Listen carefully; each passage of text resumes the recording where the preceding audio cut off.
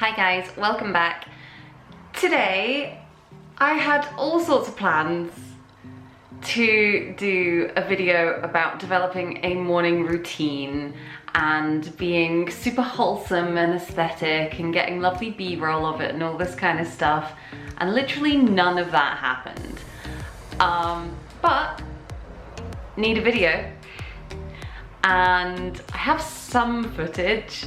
So here's my experience of spending a week trying to build a healthy and helpful morning routine.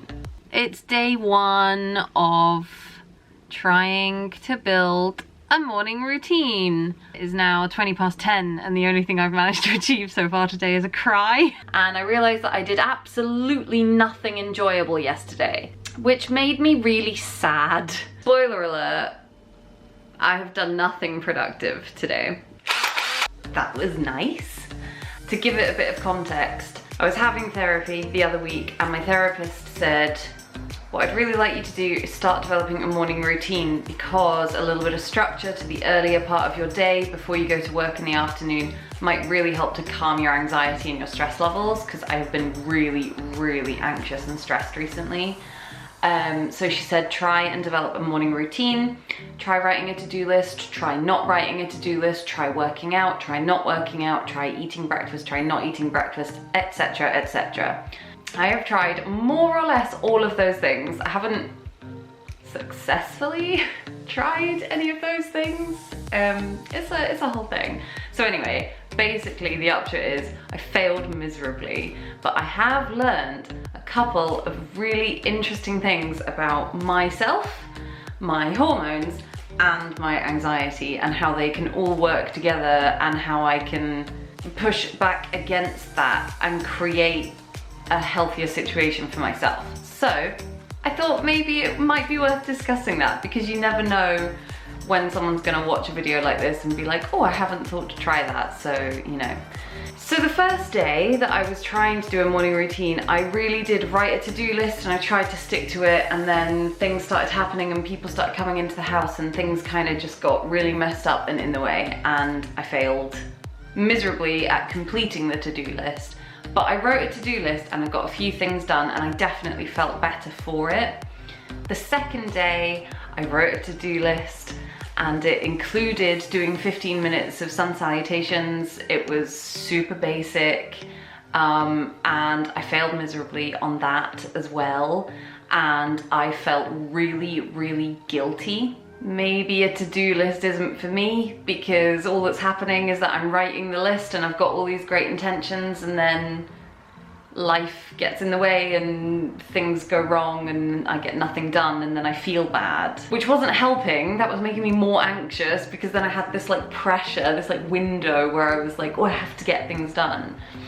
So then the next day I tried not writing a to-do list and achieved nothing. I mean, the quite literal definition of nothing. I woke up late, I dragged my ass out of bed late, I didn't do anything productive, I didn't even do basic human things until I absolutely had to. The following day I didn't write a to-do list and the same thing happened. If I write a to-do list then I get something done, but I feel guilty about not getting everything done. And if I don't write a to-do list, I get nothing done, and I spend all day before I go to work like just wandering around, like wringing my hands, feeling absolutely miserable. I have really been relying recently on my Calm app. I love the Calm app. I've been using it for sleep stories for probably about 6 months now, and it's really, really good for that. It's really, really good. The sleep stories are fantastic. There's loads of different options on there for what you want to listen to at night. And the thing that I've been doing the past week that I have actually come to really enjoy and that I look forward to doing every day is a gratitude check-in and the how are you feeling section. So the gratitude check-in is really, really quick. It's just listing 3 things that you're grateful for that day. And the first day I tried it, I was in such a miserable mood and in such a bad way that I couldn't think of anything other than Toblerone water and the fact that I'm alive. Like, that was literally all I had. But it worked, because then the next day I was able to go in and it was something a little bit more specific, and it was something a little bit better. And slowly, as the days have gone on, that list has become more and more positive, which is amazing, because I've never thought that gratitude journaling, or whatever you want to call it, would actually have a cumulative effect, but it definitely has. And it's definitely something that I will be keeping up with, because I think it's really, really good. The other thing that I've started using in my Calm app is the How Are You Feeling section, where you just select what emotion or feeling you're feeling, surprisingly. And then it gives you the option to write some notes about why you're feeling that way, or what's been going on, or whatever. I've been kind of using this almost like a journal, which is, again, not something I've ever done, because I write a lot anyway, and it just seemed like creating more work for myself.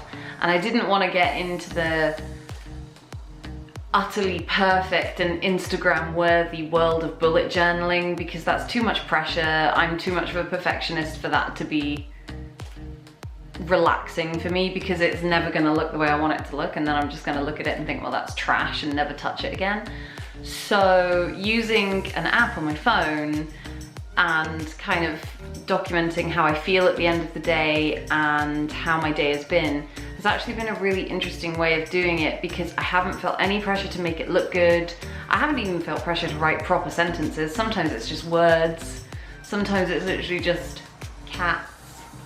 You move into a new house with your favorite person in the world, and it's meant to be this super happy, shiny experience, and it's not. It is very stressful, and I desperately wanted to enjoy it and to be all shiny and happy and glowing with, you know, the joy of living in a new house with your, you know, lovely partner that you've been planning to move into for months, and you've got all these ideas and you've got all these notions, and it was supposed to be super exciting and fluffy bunny, and maybe I was a bit naive about that, but I wanted it to be this really nice kind of magical, just, you know, let's be drowned in happiness sort of situation, and it is 100% not that. And I spend most of my time being pretty miserable and stressed out. And I know that that won't last forever, but I am severely affected, evidently, by the state of the environment that I'm in. So if everything is a mess, then I am a mess. So like I said, this video obviously is not sponsored by Calm app or anything like that, but there is a link in the description if you want to have a look at more information about the app, because I have found it personally super helpful.